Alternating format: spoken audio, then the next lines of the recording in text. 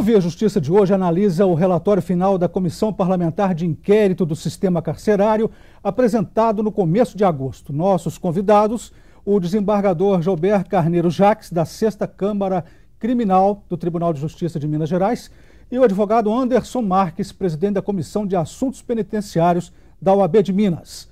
Numa parceria da TV Assembleia com a Mages, Associação dos Magistrados Mineiros, o Via Justiça está começando.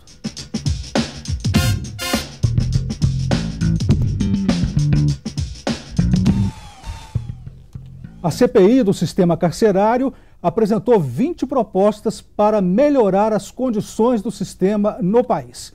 E como os senhores viram, ou como os senhores veem estas propostas, desembargador?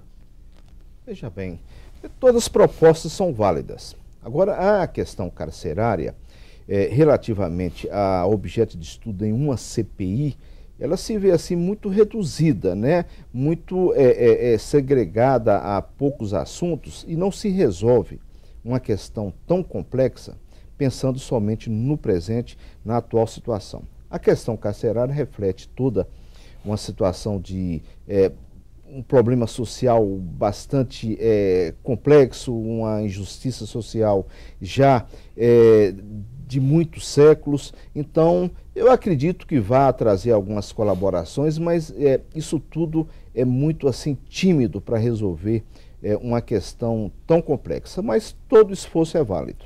Como que o senhor vê essas 20 propostas, doutor Anderson? Concordo com o desembargador. Teve uma pequena melhora, mas ela não vai ser uma melhora que vai surtir nenhum resultado positivo no sistema prisional. Então nós temos que pegar o quê? Pessoas que militam, que trabalham diariamente com o sistema prisional e fazer com que essas pessoas apontem os erros, os acertos também, para que nós possamos, somente assim, poder melhorar o sistema prisional mineiro. Algumas propostas são polêmicas. Uma delas prevê a instalação de câmeras de vídeo com captação de áudio nas celas dos estabelecimentos prisionais do país. Vamos ver o que a população acha disso. O povo fala nas ruas de Belo Horizonte. Aí dá para coibir certas coisas lá dentro, algumas conversas, né? Que tem muita coisa que acontece lá dentro que sai para fora aqui e ninguém sabe. O próprio tráfico que continua existindo lá dentro, né? As gangues, as quadrilhas que se formam lá dentro. Isso é um absurdo.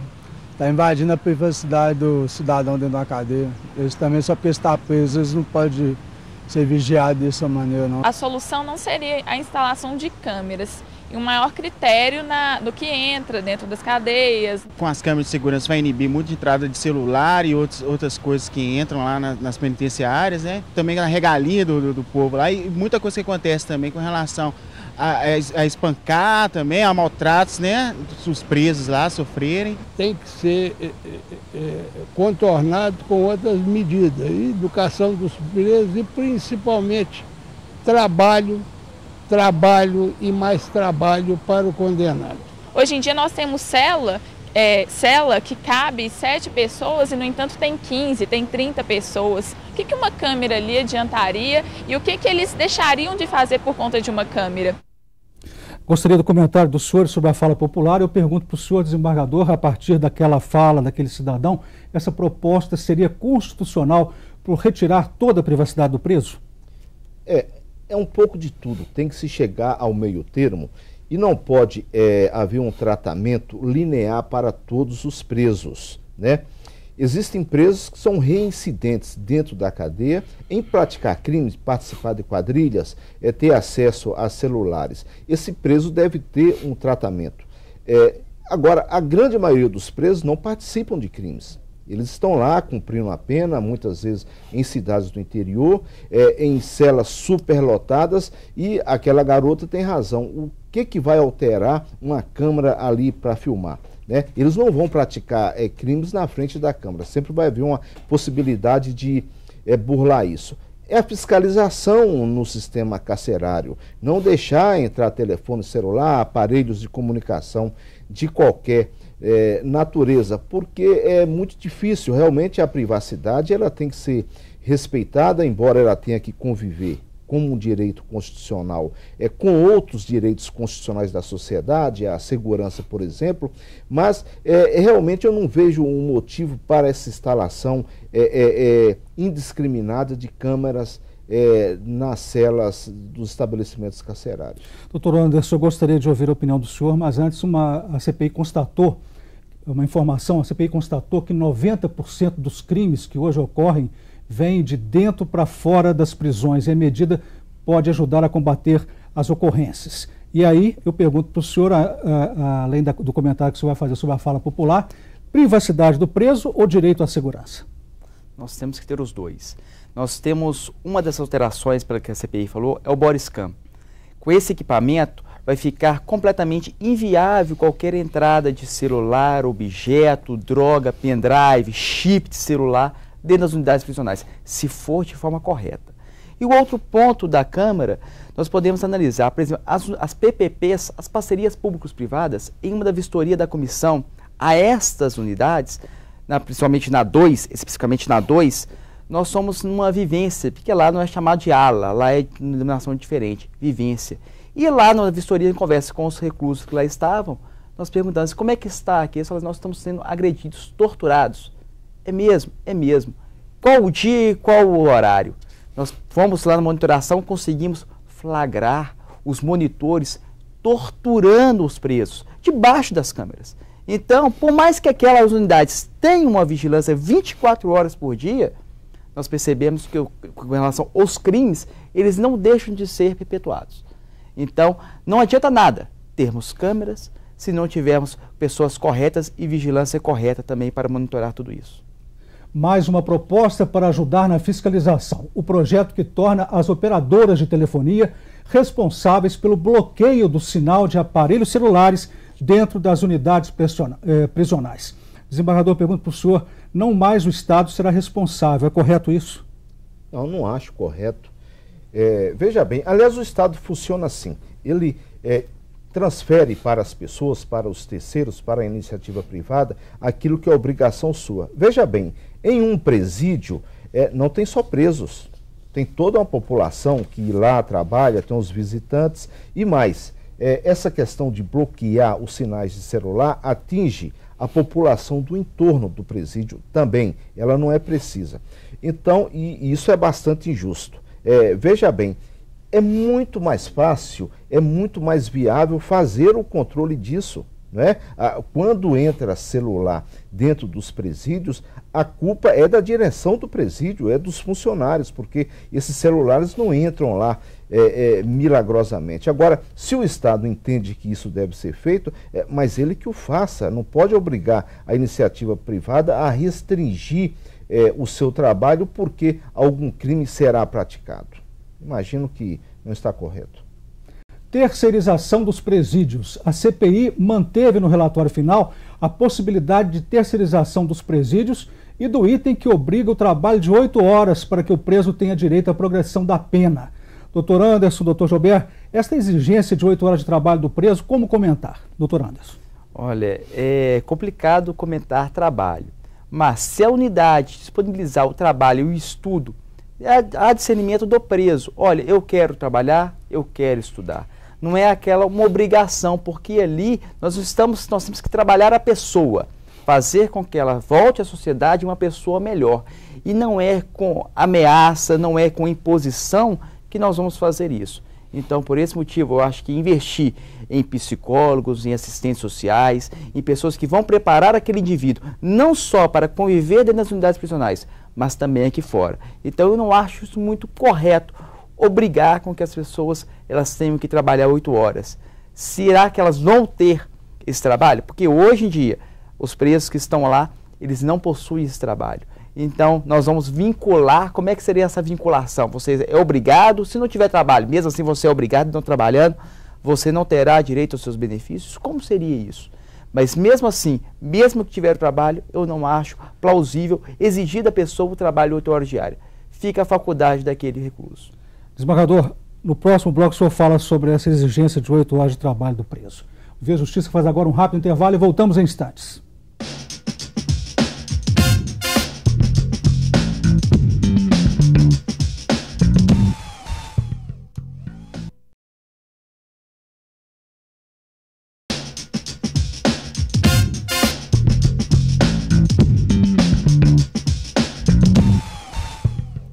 O Via Justiça de hoje e o relatório final da CPI do Sistema Carcerário.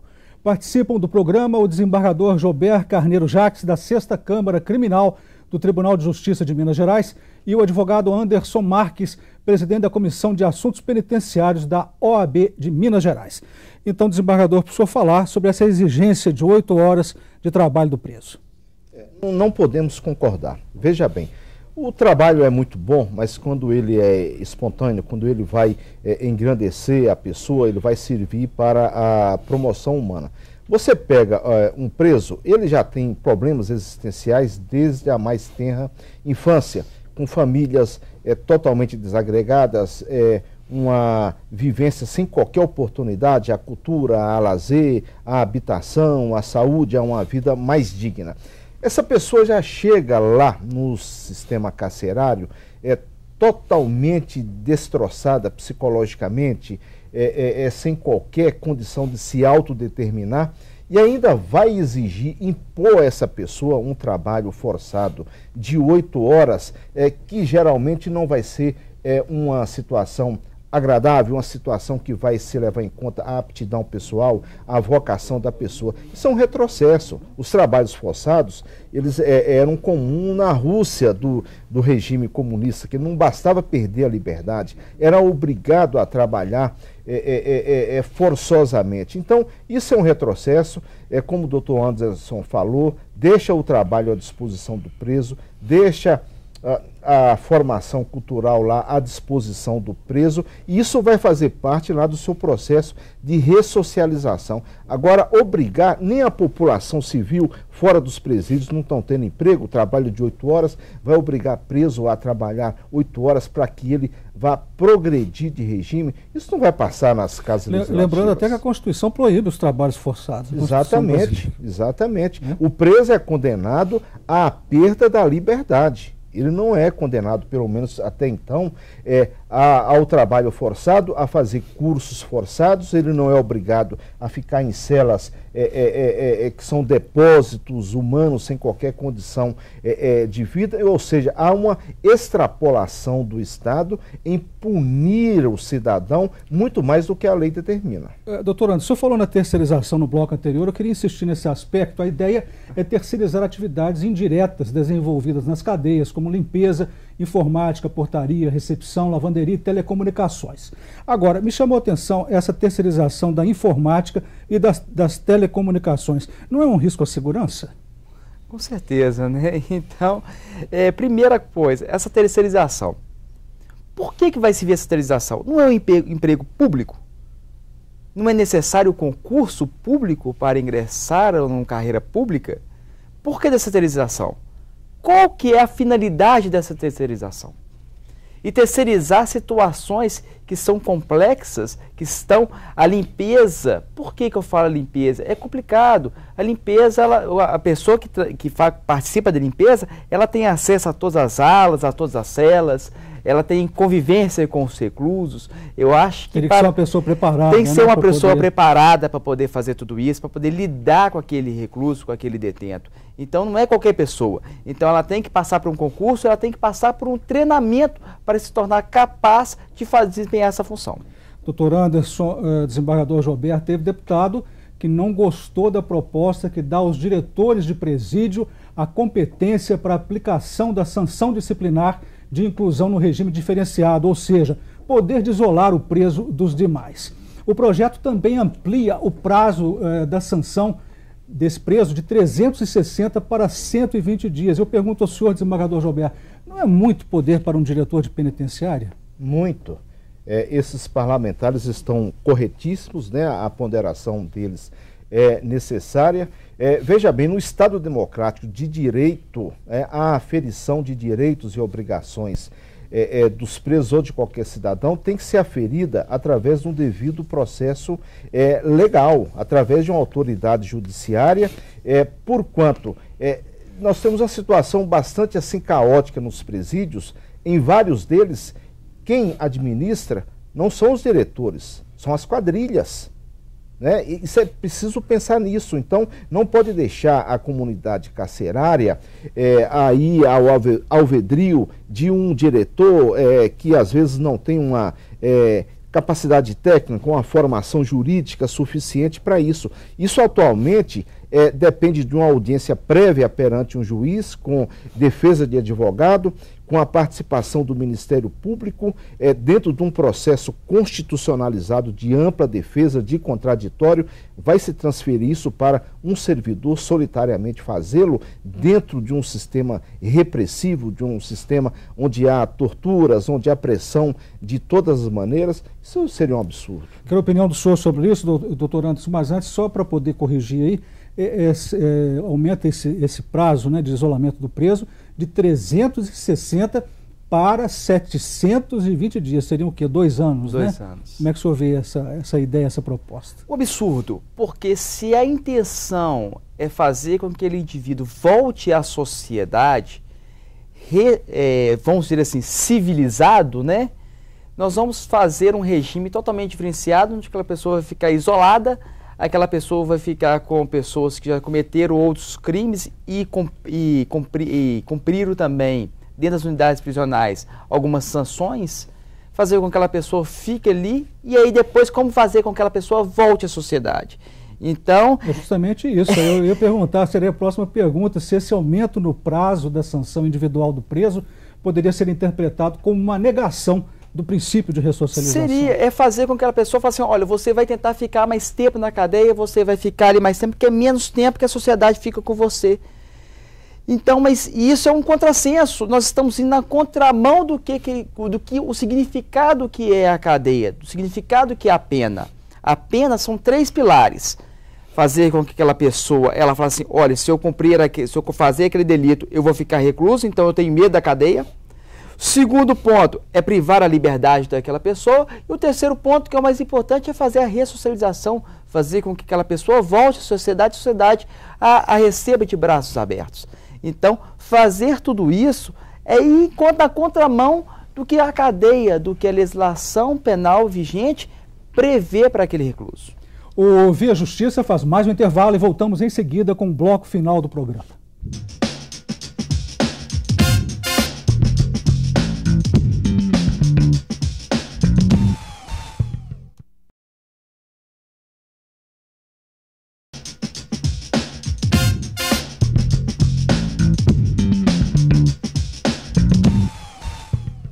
O Via Justiça e o relatório final da Comissão Parlamentar de Inquérito do Sistema Carcerário. Participando do programa, o desembargador Joubert Carneiro Jacques, da 6ª Câmara Criminal do Tribunal de Justiça de Minas Gerais, e o advogado Anderson Marques, presidente da Comissão de Assuntos Penitenciários da OAB de Minas Gerais. Vamos falar agora um pouquinho sobre as regras para a videoconferência de réu preso. O senhor acha que toda aquela polêmica inicial sobre a videoconferência, desembargador, ela caminha para uma concordância geral? Veja bem, é provável que sim, mesmo porque é uma experiência já sedimentada em países civilizados, né? Agora, a questão não é a implementação do sistema eletrônico, né?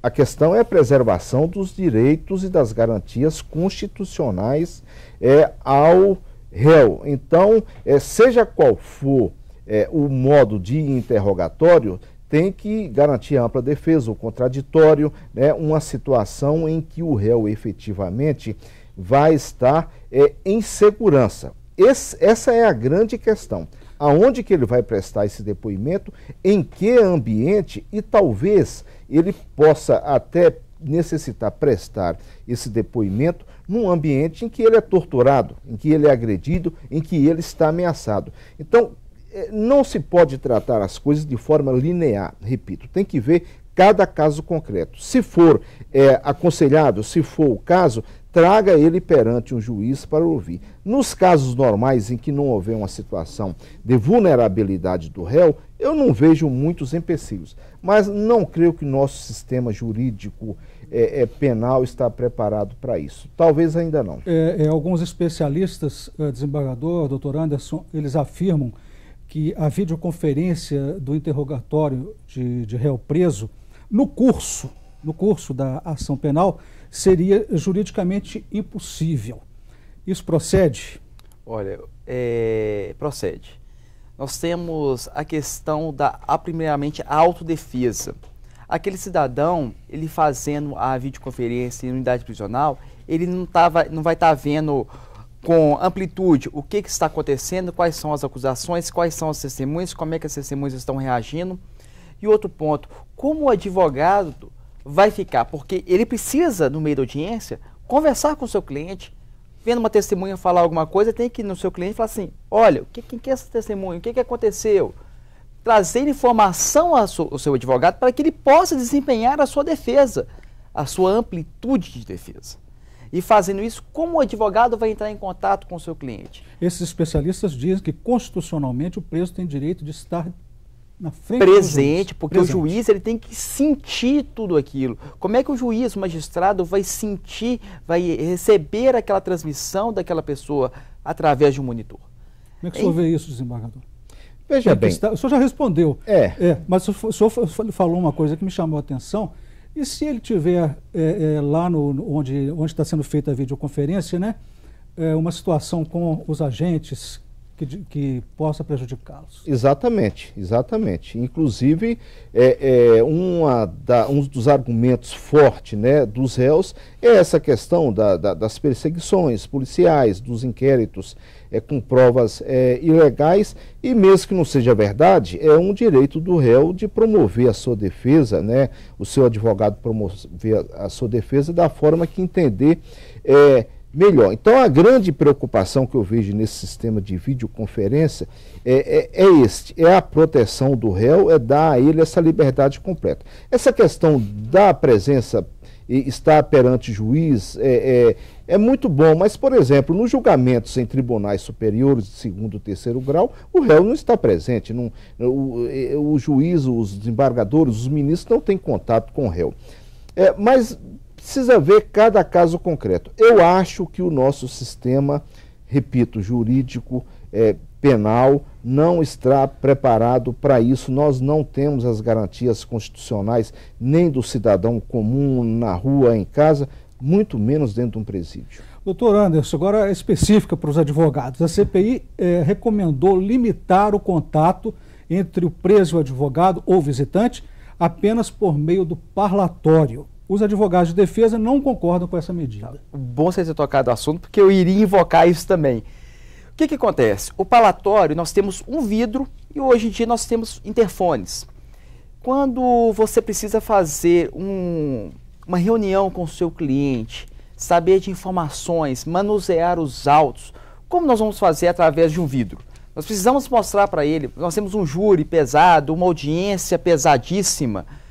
Como nós vamos conversar com os seus clientes, com nossos clientes, por meia hora, uma hora, através de um vidro? Nós necessitamos, porque isso vai influenciar diretamente na defesa do seu cliente. Então, se isso permanecer, todos os reclusos presos, acautelados, nós vamos necessitar de um tempo maior para poder fazer a defesa. Nós vamos precisar e nós vamos acabar atrapalhando as audiências, porque nós vamos chegar e falar assim, olha, eu quero, antes de começar a audiência, é o direito do meu cliente e é dever do advogado se entrevistar previamente. Ou seja, nós vamos parar a audiência por 1, por 2 horas, para que a gente possa entrevistar com os nossos clientes de forma adequada para exercer o direito à defesa. 1 minuto para as considerações finais, começando com o senhor, desembargador.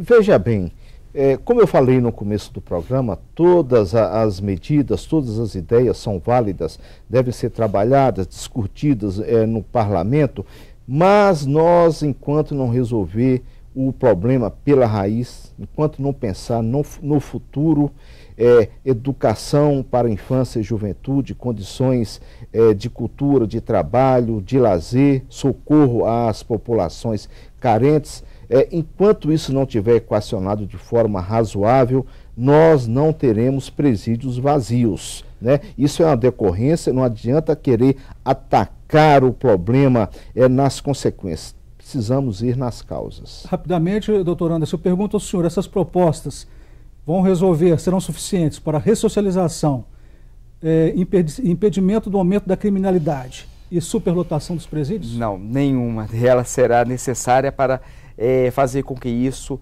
não deixe ocorrer. Concordo com o desembargador, eu sempre faço uma analogia ao Ministério da Saúde.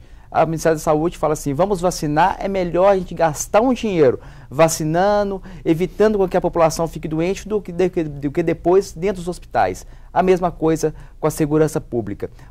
O Estado tem que fazer cumprir o ECA, o Estatuto da Criança e do Adolescente, onde prevê cultura, lazer, educação, uma perspectiva de vida para as nossas crianças e adolescentes, porque aí nós vamos evitar lá no futuro com que essas nossas crianças e adolescentes no futuro sejam os hóspedes do sistema prisional mineiro. Muito obrigado ao senhor, doutor Anderson, ao senhor também, desembargador Joubert, pelas participações.